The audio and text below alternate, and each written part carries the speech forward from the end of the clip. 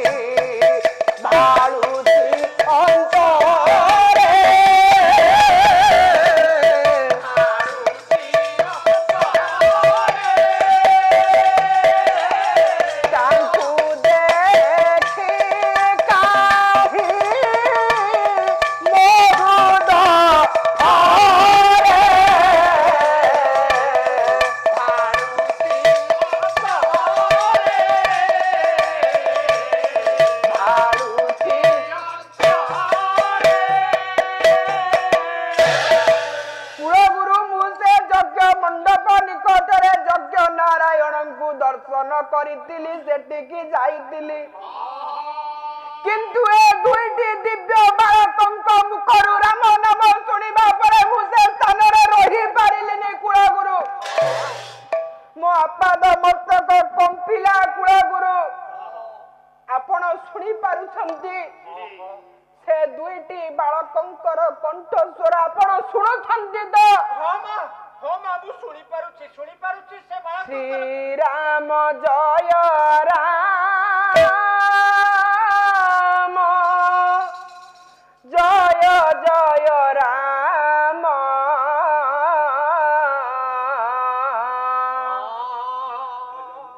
श्री राम जय राम जय जय राम श्री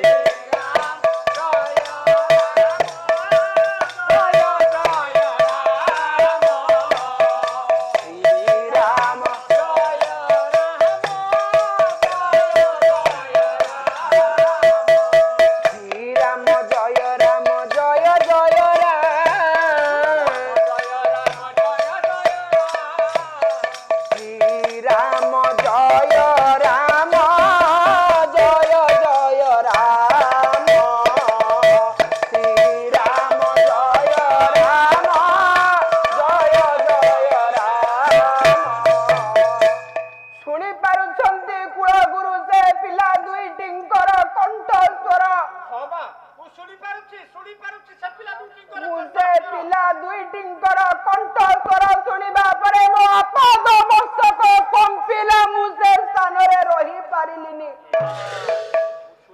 ଏମିତି ରାମ ନାମ ଗାନ କରୁଛନ୍ତି, ଗଛରୁ ପତ୍ର ଝଡ଼ି ପଡ଼ିବ କୁଳଗୁରୁ।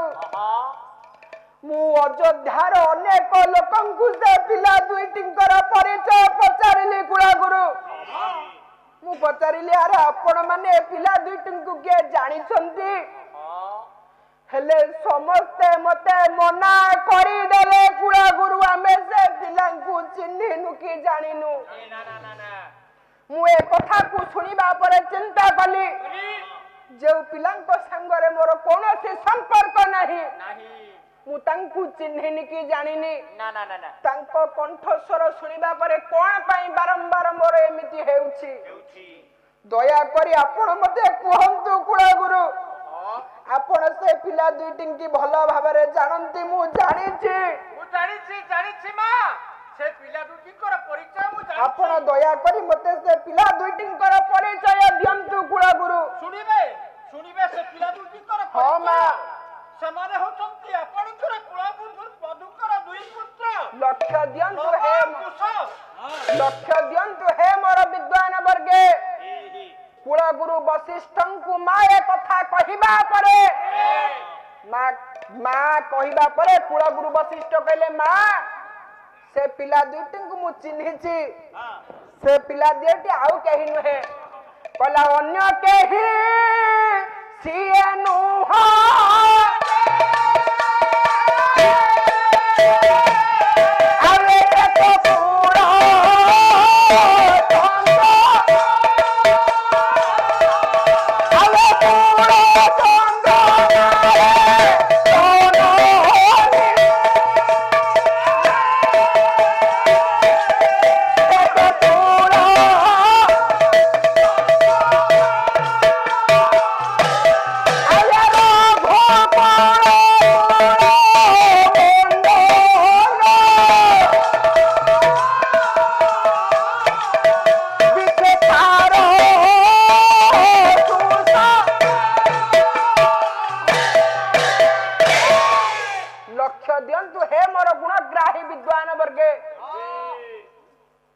କୁଳଗୁରୁ ବଶିଷ୍ଠ କହିଲେ, ମା ସେ ପିଲା ଦୁଇଟିଙ୍କୁ ମୁଁ ଜାଣିଛି।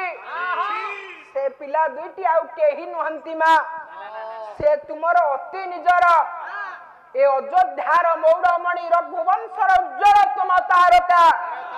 ତୁମ କୁଳବଧୂ ସୀତା ଏବଂ ପୁତ୍ର ରାମଙ୍କର ଦୁଇଟି ଯମଜ ସନ୍ତାନ, ଏବଂ ତୁମର ସେ ହେଉଛନ୍ତି ପୁତ୍ର, ତାଙ୍କ ନାଁ ହେଉଛି ଲବ ଆଉ କୁଶ।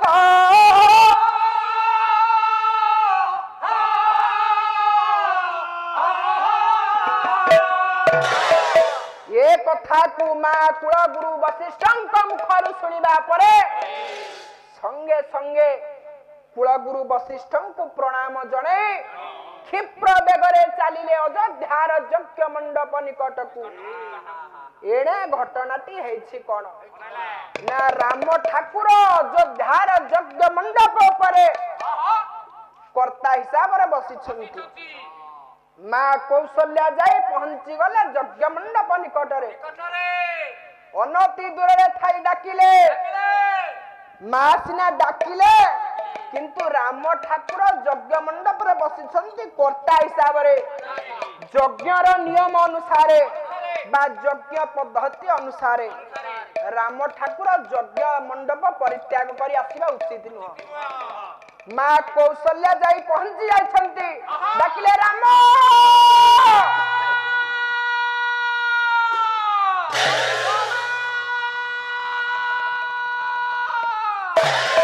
ବାପା। ଯେତେବେଳେ ମା କୌଶଲ୍ୟା ଡାକୁଛନ୍ତି, ରାମ ଠାକୁର ଯଜ୍ଞ ମଣ୍ଡପ ଉପରେ ବସି ଚାରିପଟକୁ ଚାହିଁବା ପରେ ଯେତେବେଳେ ସମ୍ମୁଖ ଭାଗକୁ ଚାହାନ୍ତି, ମା କୌଶଲ୍ୟା ଡାକୁଛନ୍ତି ରାମ ଠାକୁରଙ୍କୁ। ରାମ ଠାକୁର ସିନା ଯଜ୍ଞ ନିୟମ ଅନୁସାରେ ଉଠିବା କଥା ନୁହଁ, କିନ୍ତୁ ମା ଡାକୁଛନ୍ତି ପରା, କେମିତି ନ ଉଠିବେ? ମା କଣ ଏ ଦୁନିଆରେ କହିଲା, କହ ଦୁନିଆରେ କିଏ ମା ପରି,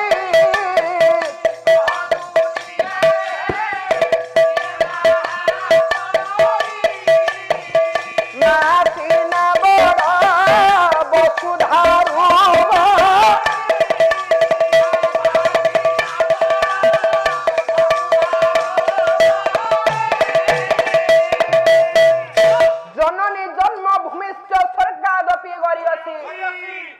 सुंदरी प्रीतिमा परने प्रियमते सर्वदेवता ए दुनिया रे मां ठारू किया बड़ अछि कहला मारो सेने हो मारो आदो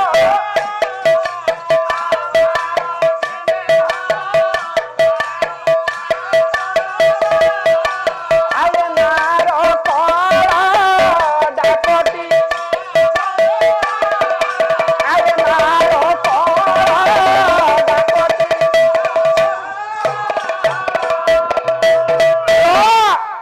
ए संसार रे मां नाही जाहर सा नाही ताहर मां परि आउ किए अछि किए पुओ झंकु मां जे परि डाके डाकिबो मां बाप जो दिन ए दुनिया रु चली जिवे से दिन मनीष पाई ए दुनिया अंधकार कहला मणि बिहुने सर्प गला से जीव जीव जीव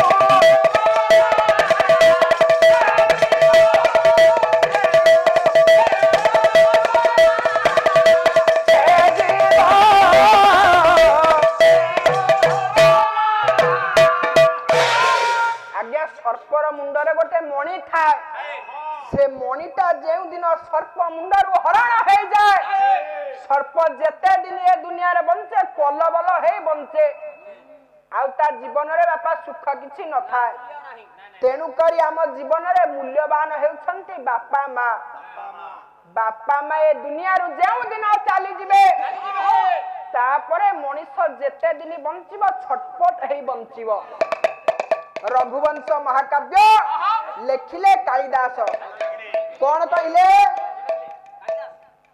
रघुवंश महाकाव्य कौन कहले माँ बापा चली गले कौन हबो कहला माता होते जिहार सार शून्य हो पिता होते देश दिगंधकार पत्नी होते दंड कमंडल शैवा भातृ हते दक्षिण बाहु छिन्न मां चली गले आज्ञा ये जीव को आउ किछि खाद्य सुस्वादु लागिबनी बापा चली गले दुनिया अंधार कहले मां करे पुओ दुनिया डरे ना अरे मां करे पुओ दुनिया डरे ना अरे बापा थिला पुओ सभारे हारे ना कथा कहली ये बाट कौन पाई आनिली आपण माने माँ बापंक प्रति ध्यान दियंतु राम ठाकुर को माँ कौशल्या जते बेले राम राम बोली चित्कार करी दुई थर डाकिछंती संगे संगे मर्यादा पुरुषोत्तम राम ठाकुर यज्ञ मंडप परित्याग करे आसी मां को निकट रे पहुंची जाइछंती मां को आसी प्रणाम जणाइछंती मां बोली डाकिबा को तते लाज लागुनी राम कोन हेछि मा मो स्वामी चली गले बोली तू ए अयोध्या माठी रे कोन मन इच्छा राजनीति करूछु मां आपण ए कोन कहउछथि मा हो राम मोर कोन असुविधा हेछि मा मु जहा कहूची ठीक कहूची मां आपण एमिति कहतिले मा देख राम से जो अनति दूर रे दुईटी दिव्य बालक राम नाम गान करूछंती अरे चिन्ह छु तांको मां मु जानि छी मां तेना मते कह तू से पिला दुईटी किए आपण जानि जाति मां से होउची आपणकर कुळाबादु सीतांकर दुई पुत्र लोभ रही जा रे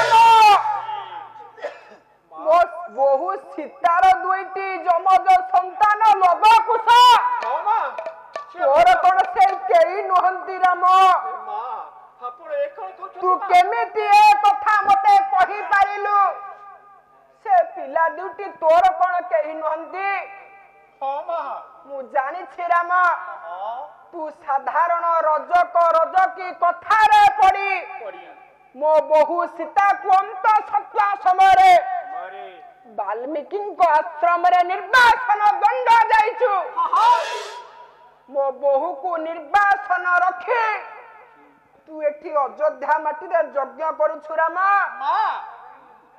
କିଛି ମୂଲ୍ୟ ନାହିଁ ରାମ। କିନ୍ତୁ କାହିଁକି ମା କଣ ହେଇଛି? ତୁ ଏଠି ଯଜ୍ଞ କରୁଛୁ ସତ, ହେଲେ ଯଜ୍ଞରେ କେତୋଟି କଥାର ଆବଶ୍ୟକତା ଅଛି ରାମ ତୁ ଜାଣିଛୁ ଭଲ ଭାବରେ। ଜାଣିଛି ମା। କହିଲା ଗୀତ ବାଦ୍ୟଞ୍ଚ ମାଧୁରୀ ଶଙ୍ଖ ବେଦ ସମୁଦ୍ଭବ পঞ্চকর্ম ইতিব্রত সভা কর্মণি নিযোগ।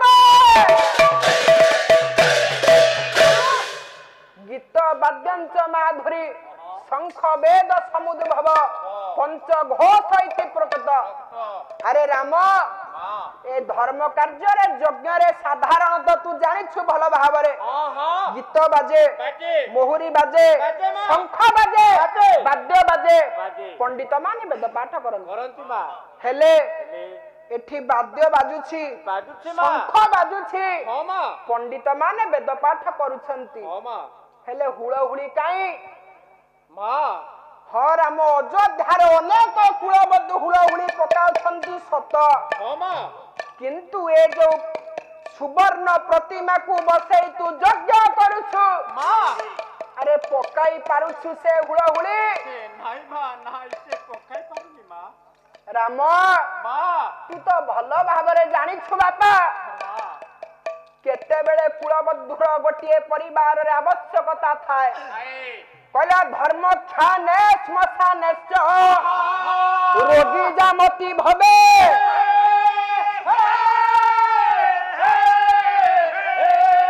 সা সর্ব ধর্ম তিষ্ঠতে কোন মুচ্যতে বন্ধন।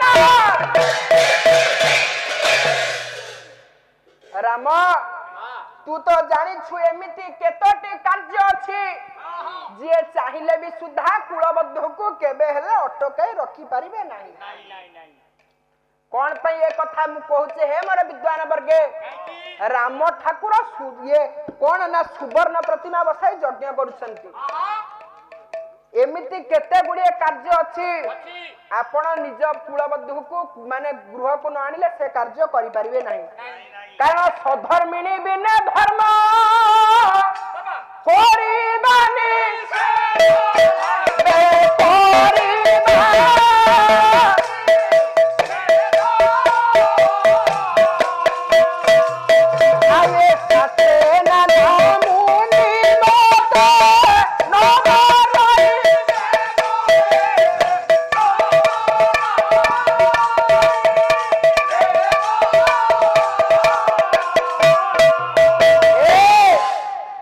ସଧର୍ମିଣୀ ବିନେ ଧର୍ମ କରିବା ନିଷେଧ ଶାସ୍ତ୍ରରେ କଥା ମନା।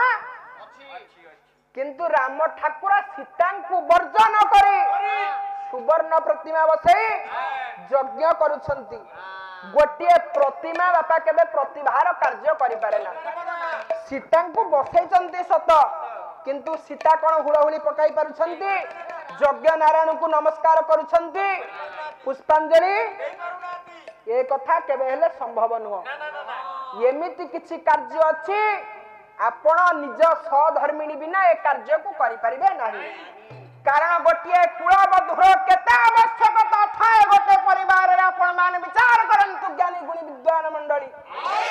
ମୁଁ କଣ ପାଇଁ ଏ କଥା ଆଲୋଚନା କରୁଛି? ଆପଣ ମାନେ ପଣ୍ଡିତ ଜ୍ଞାନୀ କୋଉ ବିଷୟ ଆପଣ ମାନେ ନ ଜାଣିଛନ୍ତି? ବର୍ତ୍ତମାନ ପ୍ରାର୍ଥନା ଚ୍ୟାନେଲ ଖୋଲିଦେଲେ ପ୍ରତ୍ୟେକ 2 ଦିନରେ ଗୋଟିଏ ବିଷୟ ଆପଣ ମାନେ ଜାଣୁଛନ୍ତି। ମୁଁ କଣ ଜାଣିଛି ଆପଣ ମାନଙ୍କ ନିକଟରେ କହିବି, କିନ୍ତୁ ପାଲାରେ ସମାଜ ଶିକ୍ଷା କୁଳବଧୂ କଣ ପୁଅ କଣ, ଗୋଟିଏ ପୁଅ ପାଇଁ ମା ବାପା ଚିନ୍ତିତ ବ୍ୟତିବ୍ୟସ୍ତ। ମୋ ପୁଅ ଏହା ଖାଇବ, ଏହା ପିଇବ, ମୋ ପୁଅ ଆଗକୁ ଯିବ, ପାଠ ପଢିବ, ଚାକିରି କରିବ। କିନ୍ତୁ ଯୋଉ ବୋହୂକୁ କଣ ପାଇଁ ଯୌତୁକ ଦେଇନାହାନ୍ତି ବୋଲି ଆପଣ ମାନେ ନୁହେଁ ଅନେକ ଲୋକ ଏ ଦୁନିଆରେ ପେଟ୍ରୋଲ ଢାଳି ନିଆଁ ଲଗାଇ ଦେଉଛନ୍ତି। ଆପଣ ମାନେ ବିଚାର କରନ୍ତୁ ସେ କୁଳ ବୋହୂ ଆପଣଙ୍କର କଣ କରିବ? ନର୍କ ହଉଛି ଆଜ୍ଞା 84 ଲକ୍ଷ ଜନ୍ମ ଭ୍ରମଣ କରି କରି ଆମେ ଦୁର୍ଲଭମୟ ଜନ୍ମ ମନୁଷ୍ୟ ଜନ୍ମ ପାଇଛେ। କିନ୍ତୁ ଆପଣ ମାନେ ପୁଅଟିଏ ପାଇଁ ଚିନ୍ତିତ ବ୍ୟତିବ୍ୟସ୍ତ। ପୁଅ କଣ କରିବ ମୁଁ ଆପଣଙ୍କୁ ପଚାରେ? 84 ନର୍କରୁ ପୁଅ ଆପଣଙ୍କୁ ଗୋଟିଏ ନର୍କରୁ ଉଦ୍ଧାର କରିବ କିନ୍ତୁ ଆପଣ ପୁଅ ପାଇଁ ବେଶୀ ଚିନ୍ତିତ ବ୍ୟତିବ୍ୟସ୍ତ ଗୋଟିଏ ନର୍କ କଣ କହିଲା ଗୋଟିଏ ନରକୁ ଉଦ୍ଧାର ପାଇଁ କି ପୁତ୍ର ମନା ଖୁଣ୍ଟି ଗଲେ ଆରେ ସେହି ପୁତ୍ର ଦେବେ କୁପୁତ୍ର ହରିଲା କୋଟି ନର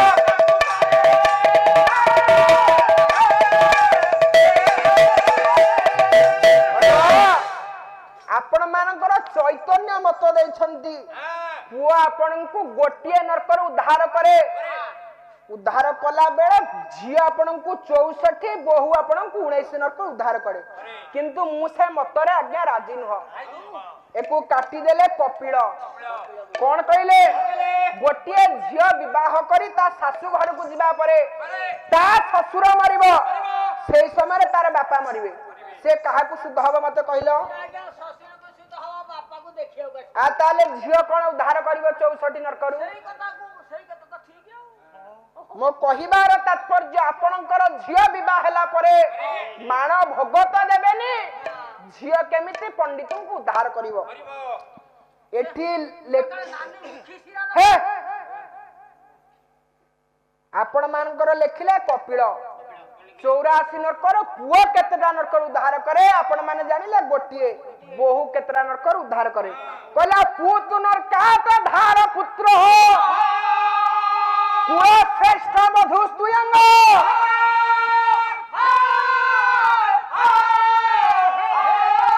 चत्वारि विंशति नरकात बंधयंत प्रमुज्यते हो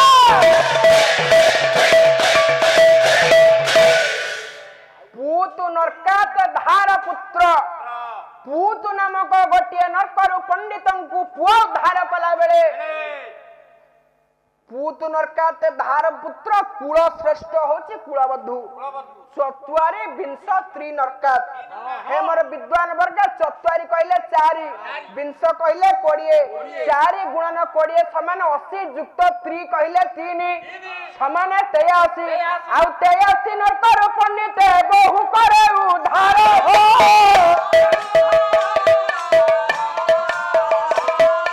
आरे पंडित मानक पथे तोरी दाबी चारो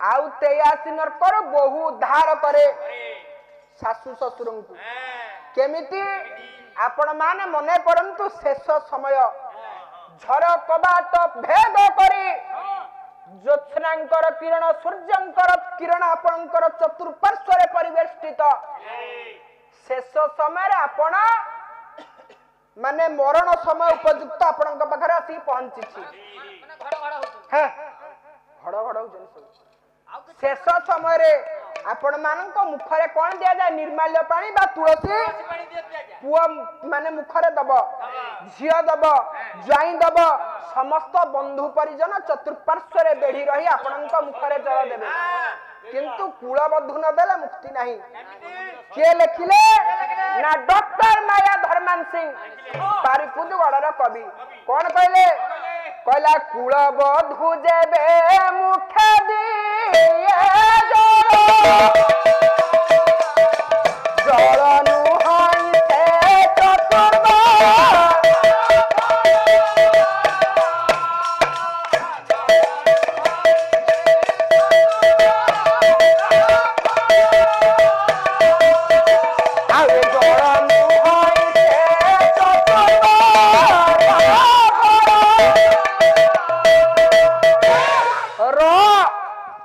कुलबधु जेते बेले पानी टपी आपणक मुखरे देब आपण ए नरकर उद्धार पाइबे रे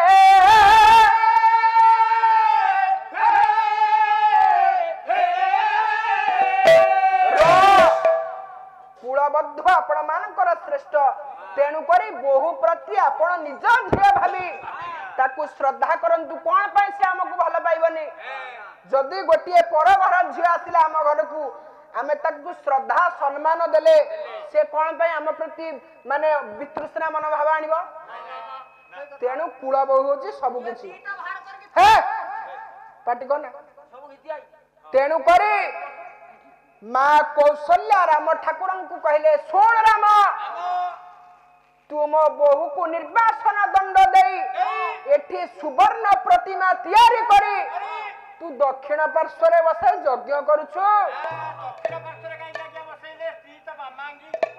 अरे ठीक कथा कहिच स्त्री पुरुषर बामांगी हेले सबु कर्म रे नुह केते कर्म रे बाम पटरे केते बेले दक्षिण पार्श्व गोटे श्लोक गाइबे लिखले बिहारी कर्मकांड केते बेले दक्षिण पार्श्व बसे कहला समंत च विवाहश्च तथा चतुर्थी कर्मणि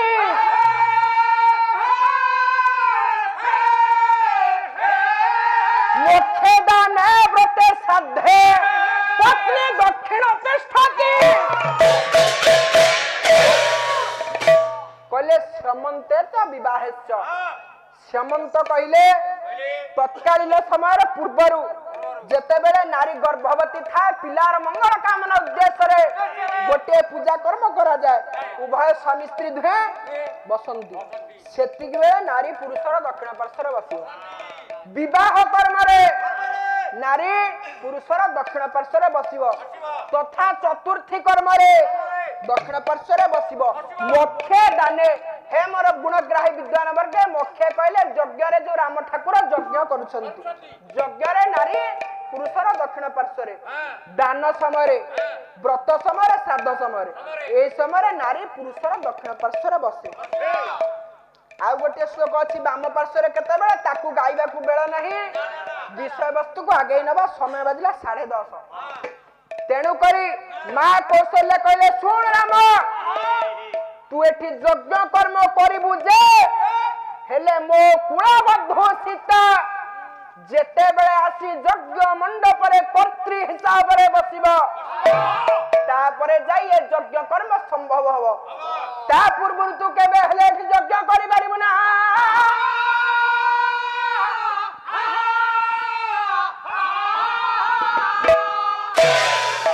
मां कौशल्या ए कथा कहिबा परे राम ठाकुर तळकू मुह करी ठिया हेले राम ठाकुर आउ किछि मांक मुखरे उत्तर देई परिले राम ठाकुर जेते बेले चुप हे रहिले मां कौशल्यांक समेत अयोध्यार समस्त नर नारी आनंद रे कहिबा को लागिले मां आसीबे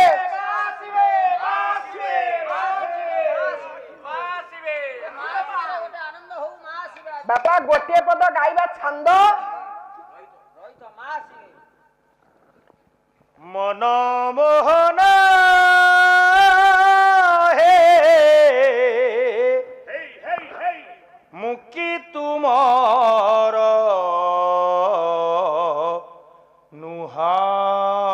नुहाई मन मोहन हे मुक्ति तुमार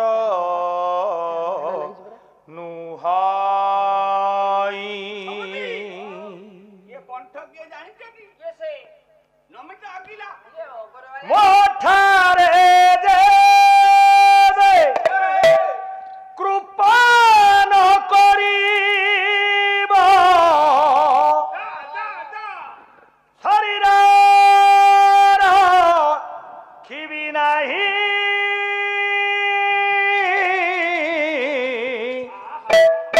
मुक्ति तुमार नुहाई मन मोहन हे मुक्ति तुमार नुहाई मन मोहन हे मुक्ति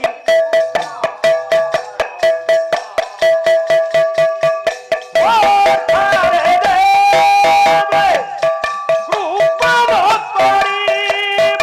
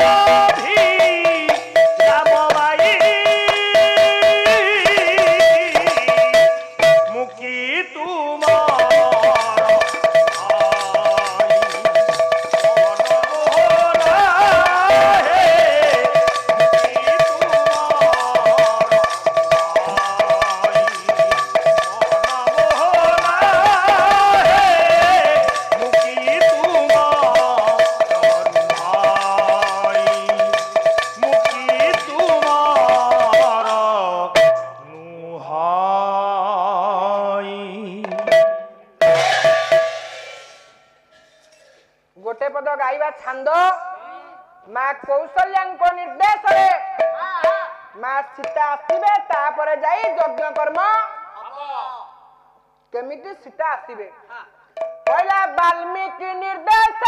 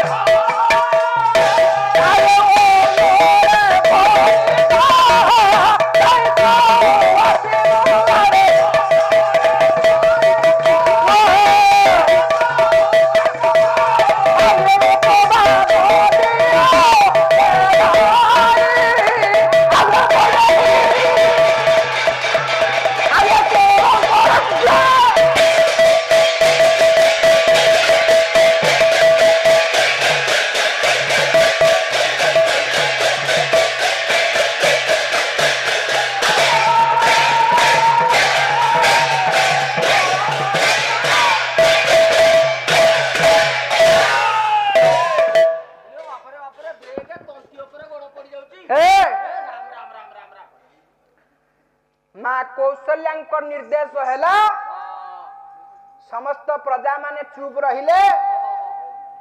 ମା କୌଶଲ୍ୟାଙ୍କ ନିର୍ଦ୍ଦେଶରେ ଜନକ ନନ୍ଦିନୀ ଜାନକୀ ଅଯୋଧ୍ୟାର ଯଜ୍ଞ ମଣ୍ଡପରେ ଉପସ୍ଥିତ ହେଲେ। ଉପସ୍ଥିତ ହେବା ପରେ ସମସ୍ତ ଶାଶୁ ମା ମାନଙ୍କୁ ପ୍ରଣାମ ଜଣାଇଲେ, ସମସ୍ତ ପଣ୍ଡିତ ମାନଙ୍କୁ ସମସ୍ତଙ୍କୁ ପ୍ରଣାମ ଜଣାଇ ସାରି ଯାଇ ରାମ ଠାକୁରଙ୍କୁ ପ୍ରଣାମ କଲେ। ପ୍ରଣାମ କରିବା ପରେ ମା ସୀତା ଚାଲିଲେ ଯଜ୍ଞ ମଣ୍ଡପରେ କର୍ତ୍ତି ହୋଇ ବସିବା ପାଇଁ।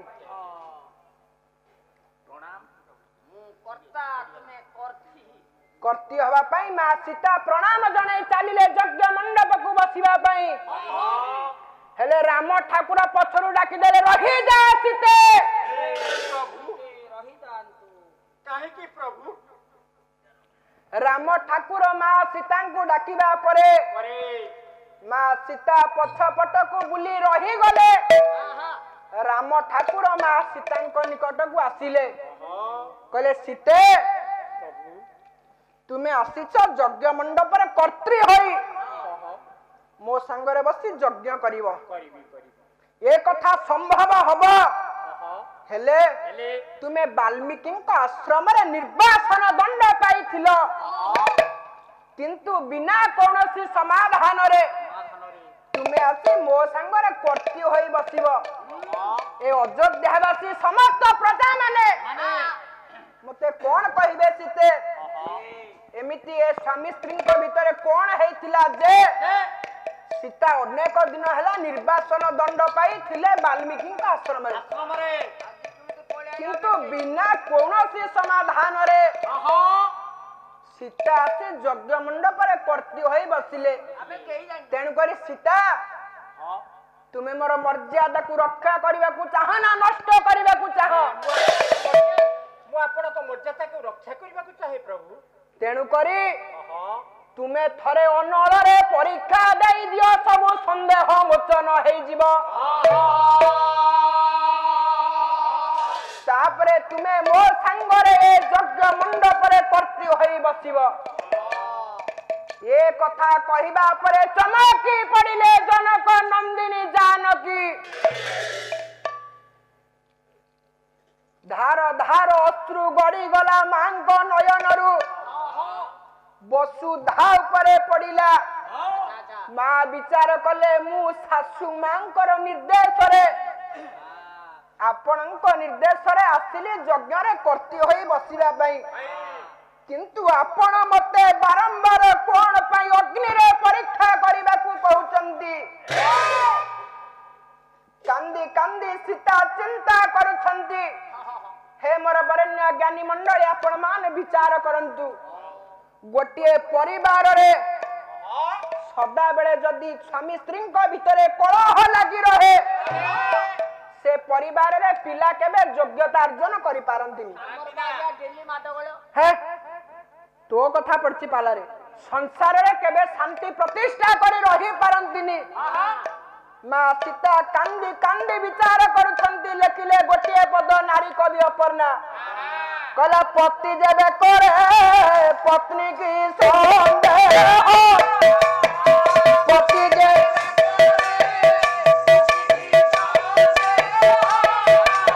अरे मुहे ता जीवन भगे पुण्य माया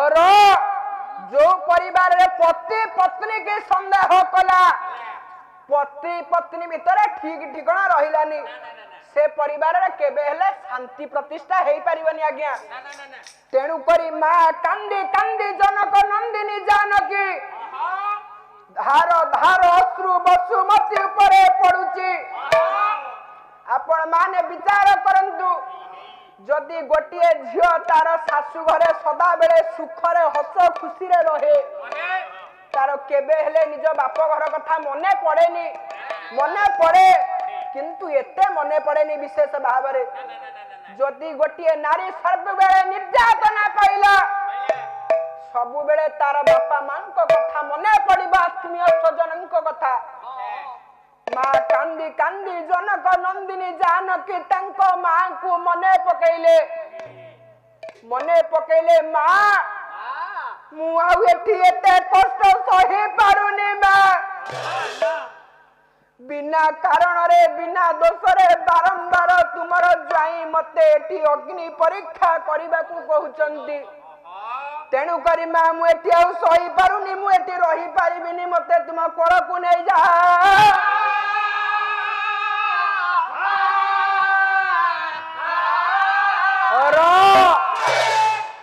मां कांदी कांदी ए कथा कहिबा परे माटी वसुधा फाटी गला सीता ना जे राजर्षि जनकंकर पालिता कन्या त्रेतया जुगर अजनी संभूता सती नारी वसुधा फाटी जिबा मा गळी पड़िबे ना येठु वाल्मीकि रामायण शेष हला कर्दम ऋषि पुओ कपिलंक लेखा चलिला माटी फाटी गला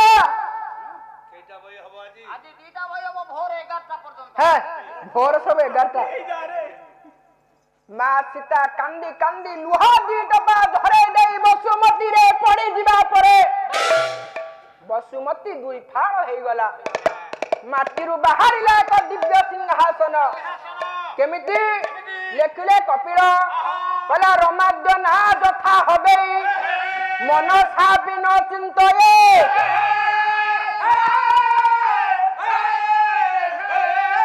तथा में धरणी रानी दिवरंगदा तुम हती तथा सपत्न्या सितया पादुरा सिन्हा भूत भूतरादि व्यवतीर्थ सिंहासन मनोपमा